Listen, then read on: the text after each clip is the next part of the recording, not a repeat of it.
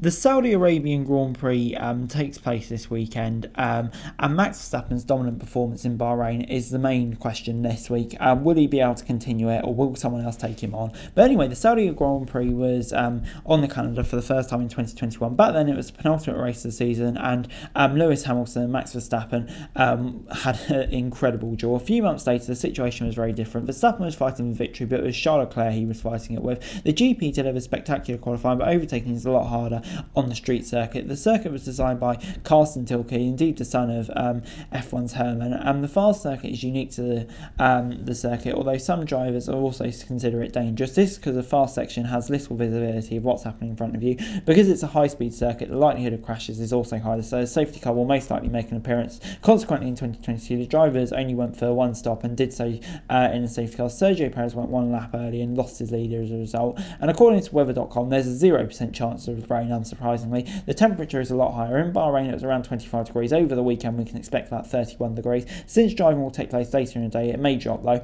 The higher temperatures will mainly be good for the Pirelli's new tyres. The Italian tyre manufacturer bringing C2 to C4 for this weekend, and thus one step softer than Bahrain.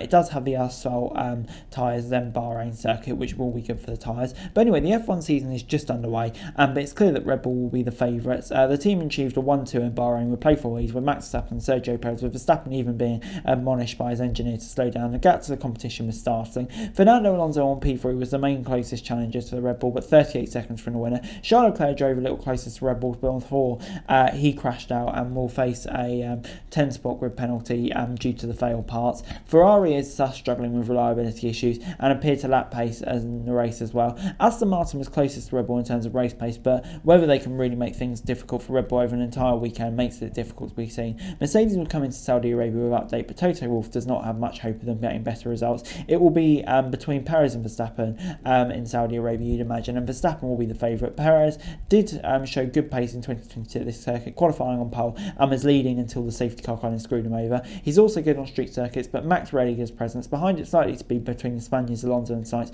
who takes the last spot on the podium. With obviously Leclerc's penalty. The second Dutchman on the grid struggled in his debut for AlphaTauri. Nick de Vries came no further than 14th place. Yuki Tsunoda was better than the Dutchman all weekend, but the Japanese also failed to score any points. For de Vries, the first priority will be close the gap to his teammate ASAP and also help his team grab some points. And yeah, that's another place to look this weekend. In Jeddah, the race takes place in the evening local time. This makes temperature just a little more tolerable for the tyres and also makes it an easier follow in Europe. The first and third free practice sessions start at 1:30 in UK time, where the two free practice sessions, qualifying and the race, start at 5. So yeah, lots going on this weekend. And yeah, obviously in the UK you can watch it in Sky Sports F1, F1 TV, that sort of thing. In the press conference on Thursday, there were numerous talking points. Max Verstappen wasn't there because he was ill, but he is in Saudi Arabia for free practice.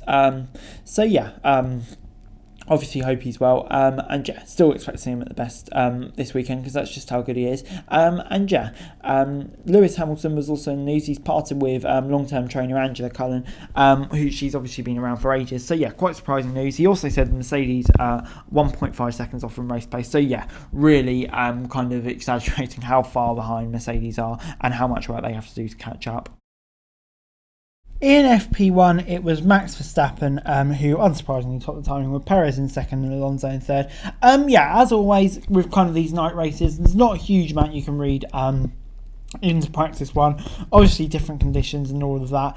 But yeah, I mean, it's kind of similar trend throughout the day with the Red Bulls and the Astons kind of leading the way. Wasn't really too many huge talking points in the session.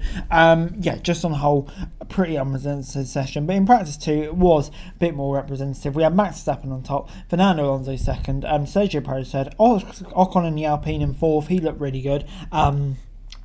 So yeah, Russell was fifth for Mercedes, Leclerc the lead to Ferrari in ninth.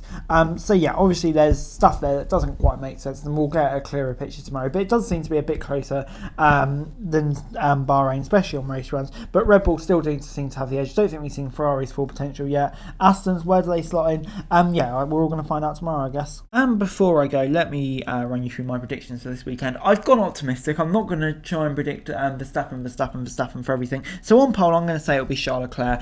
but obviously he has to take that engine penalty, so Verstappen will end up on pole. I don't know, I just feel like the high-speed nature of the track will suit Ferrari more. Their qualifying pace in Bahrain wasn't terrible, so yeah, I'm going to say Leclerc will get the win, but Verstappen will win the race. In Sainz, I'm going to say second. I think Ferrari will be a lot closer. Perez third, but yeah, that may be optimistic. But yeah, I don't know, I just feel like we're going to see a bit of a Ferrari renaissance this weekend, and maybe give us some hope. It might not be an easy win for Red Bull pretty much every round this season. But anyway, guys, that's it for the video. Thanks very much for watching. Remember to like, share, subscribe. Don't stop comments on for show for daily F1 news and subscribe to the channel. Greatly appreciated. Thanks very much for watching.